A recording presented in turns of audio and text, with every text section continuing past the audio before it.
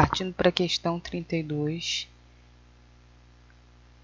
a gente agora vai fazer uma questão muito interessante. Por que que essa questão é interessante? Porque ela não tem nenhuma referência de autor, nenhuma referência de material de onde ela foi tirada, documentação ou legislação. O autor, ele faz aqui algumas afirmações e pede para você marcar. Lembrando, né, que a gente está agora com o edital do concurso de Itaguaí, ele não ainda tinha saído e a gente já sabia qual seria a banca, e agora que a gente sabe, né, qual é a banca, é essa banca aqui, a CEPERJ, uma banca progressista, uma banca que pede um nível de conhecimento pedagógico pesado, e esse tipo de questão aqui pode aparecer. Qual é a dificuldade que você pode ter numa questão dessa? Se você não dominar bem conhecimento pedagógico, você não resolve essa questão, porque ela é bem assim, embasada teoricamente para quem entende aspectos básicos de conhecimentos pedagógicos. Então, não tem como eliminar, não tem um autor aqui para você se orientar, não tem uma legislação, não tem nada. É o que você sabe, é o que você conhece que vai contar. E é um assunto que a gente já falou algumas vezes, que é didática, e vamos resolver, né? O processo didático está centrado na relação fundamental entre ensino e a aprendizagem, orientado para a confrontação ativa do aluno com a matéria sob a mediação do professor. Né, que ele está explicando o que é o processo didático, né, em que ele se baseia, qual é o foco, o que gira em torno do processo didático, o que é que o processo didático abraça. Eu já falei aqui algumas vezes que quando a gente fala em didática, a gente está falando de ensino-aprendizagem. A gente sempre, quando fala de didática, a gente está falando que alguém está ensinando alguma coisa e que alguém está aprendendo essa coisa, né? E a gente aí envolve currículo, envolve muitas coisas que pode confundir vocês, mas basicamente, tá?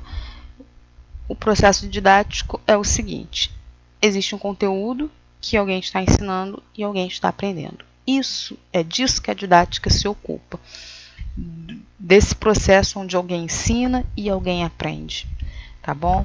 De organizar isso, de orientar isso, tá? Nas teorias, né? Nas teorias progressistas, a gente já sabe que, como ele falou aqui, nesse processo didático, ou seja, na forma como ocorre o ensino e a aprendizagem, nas teorias progressistas, o aluno ele nunca é passivo, ele sempre é ativo, por isso que está aqui, ó, confrontação ativa, né, do aluno com a matéria, ou seja, esse aluno ele vai ser submetido a essa matéria ou ele vai ser exposto a um conteúdo, mas sempre de uma forma ativa e nunca de uma forma passiva. O que isso quer dizer? A gente já sabe. O aluno atua, o aluno questiona, o aluno pergunta, o aluno produz. Ele não fica ali passivo diante do conhecimento, aguardando que o professor vai oferecer para ele. E a gente tem aqui um outro termo também chave de tendência progressista: mediação do professor. Professor, para sempre, ele, nas tendências progressistas, nesse tipo de banca, na banca CEPERJ, ele é o mediador, ele nunca é o transmissor. Mas isso aqui foram apenas informações, porque na verdade o que a questão está te perguntando é isso daqui, ó. Podem se identificar entre os elementos constitutivos do processo didático. A questão podia até ter começado só daqui para cá, mas ele resolveu dar aí algumas afirmações que devem estar em algum material da bibliografia do edital, né, que conduziu esse concurso, onde essa prova foi aplicada. Enfim, mesmo sem conhecer o material que eles retiraram essa questão, mesmo sem conhecer qual foi o autor ou qual foi o documento, a gente tem plenas condições de responder se a gente souber o que o processo didático abrange. Como eu já falei, o que alguém ensina e alguém aprende.